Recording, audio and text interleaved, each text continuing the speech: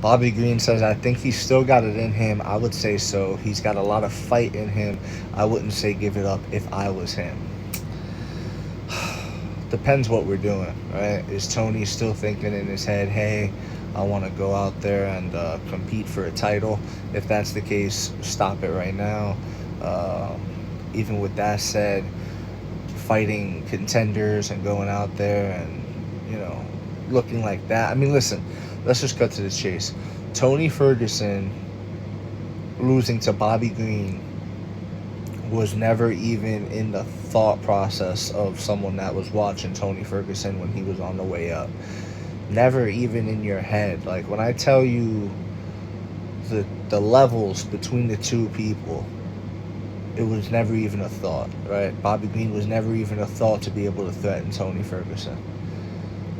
And to see what he did against Tony Ferguson last Saturday night, UFC 291, it has to make you go, damn, Tony fell off that hard. Like, do you understand just the plummet that has to happen for Tony Ferguson to lose to Bobby Green? It's like the plummet that has to happen for Chuck Liddell to lose to Tito Ortiz. You get what I'm saying here, guys? Never in this person's prime could he do anything to him. Couldn't wrap his hands, you know?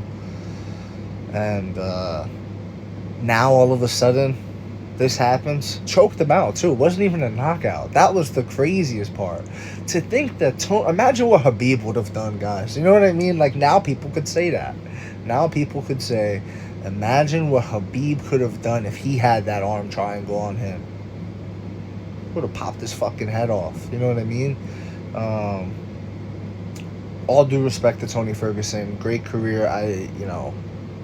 But now it's 0-6.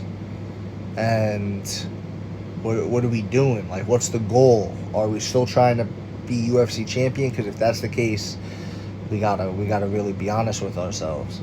Outside of that, like, I don't recommend him to continue fighting contender after contender. I think he should retire. I think he should retire and go into coaching. He'd probably be a great fucking coach. Yeah, do something with that competitive energy, you know? Maybe do jiu-jitsu tournaments, you know what I mean? You could do that too. Find something else. The shots you're taking in MMA aren't good. And you're not putting it out there on offense the way you used to. It is what it is. Let me know what you think in the comments. Agree, disagree, doesn't matter. Join the discussion, and please follow for more should Tony continue.